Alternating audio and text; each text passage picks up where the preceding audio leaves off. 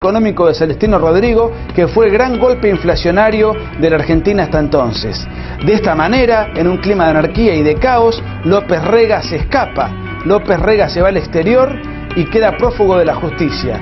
Los crímenes de la guerrilla se acrecentaron, todos los días morían policías, todos los días morían militares, todos los días morían civiles, todos los días había secuestros a empresarios para pedir cantidades de dinero para financiar precisamente a la guerrilla. Te tiro un dato: entre 1973 y 1976 se llevaron adelante más de 7.500 atentados guerrilleros y el 52% de los homicidios que cometió la guerrilla fue en democracia. Dato que tira por la borda aquella mentira de que los guerrilleros luchaban contra un gobierno militar. Mentira. Luchaban contra un gobierno militar o contra un gobierno democrático. Era lo mismo. Lo importante era tomar el poder para imponer un sistema totalitario al estilo castrocomunista como el que todavía impera en Cuba. Argentina era francamente un verdadero caos. Y nadie quería ir a elecciones, no había candidatos, no había propuestas, nadie quería suplantar a Isabel Perón, y la clase política, la clase sindical, la clase empresarial y la clase periodística iba a golpear la puerta de los militares. Todos los diarios de la época, todos los días, mostraban lo que era la guerrilla y seguían insistiendo e instigando a los militares a que tomasen el poder del Estado. Mientras tanto, Tucumán seguía siendo el epicentro de la guerra antisubversiva. Explotaban aviones, derribaban helicópteros. Era realmente una guerra aparte. Por algo los guerrilleros consideraban que Tucumán era una suerte de Vietnam vernáculo. Entonces, en este contexto, Isabel Perón y toda su corte de ministros firmó un decreto famoso que ordenaba explícitamente aniquilar el accionar de los elementos subversivos. Se le dio rienda suelta al ejército para combatir en operaciones de combate, valga la redundancia, a la guerrilla solamente en Tucumán en enero y febrero del 75. Luego ese mismo decreto se amplió a todo el país en octubre del 75.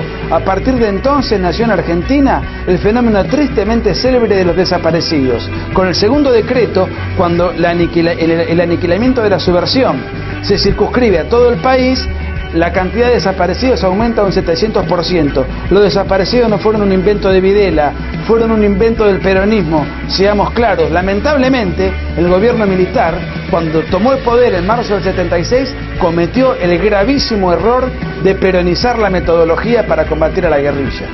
Insisto, la técnica de detener a un guerrillero y hacerlo desaparecer es una técnica absolutamente inapropiada que yo reprocho, pero me interesa que se conozcan los antecedentes. No fue un invento del golpe militar. El golpe militar cometió el error de continuar con una metodología que había diseñado el peronismo. Entre febrero y marzo de 1976, todos los diarios, los sindicatos, los partidos políticos, la sociedad en su mayoría pedía a gritos el golpe militar. Nadie quería ir a elecciones, los funcionarios del gobierno se escapaban, los diputados y senadores retiraban sus pertenencias. Más que un golpe militar, podemos hablar de un abandono de gobierno, Se produce el 24 de marzo del 76, un día triste porque había fracasado la democracia. Pero la gente pidió esa solución. Inclusive el Partido Comunista. Les digo algunos datos como para que tomen nota del consenso que tuvo el gobierno militar. La Unión Cívica Radical durante la presidencia de Videla gobernó 310 municipios. El Partido Justicialista, el Partido Derrocado, gobernó 192 municipios. El Partido Federal 80, el MID 90. En mi ciudad, Mar del Plata, el socialismo gobernó sin ningún tipo de problema, y el Partido Intransigente, otro partido de izquierda, gobernó 4 municipios. El Partido Comunista apoyó el golpe de Videla. ¿Saben quién más apoyó el golpe de Videla? Ernesto Sábato, luego prologador del libro Nunca Más.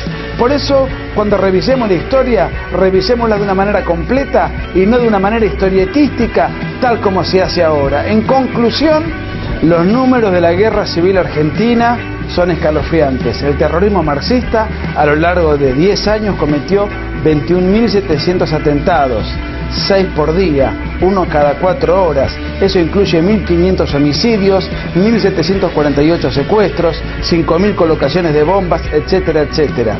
Luego tenemos al peronismo que, a través del terrorismo, Con López Rega y con la AAA cometió 486 homicidios. Finalmente, 800 guerrilleros cayeron en combate, hubo 900 desaparecidos durante el gobierno peronista y 6.400 desaparecidos durante el gobierno militar.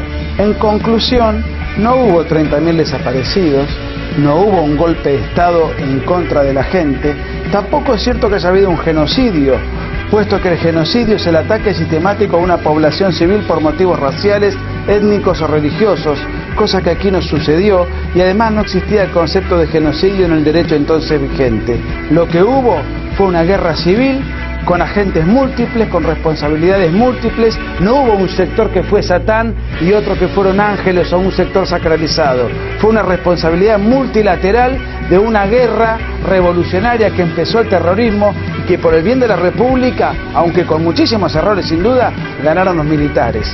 Ahora bien, el 24 de marzo, que es un día sindicado como el Día de la Memoria, yo me pregunto, ¿de la memoria de quién?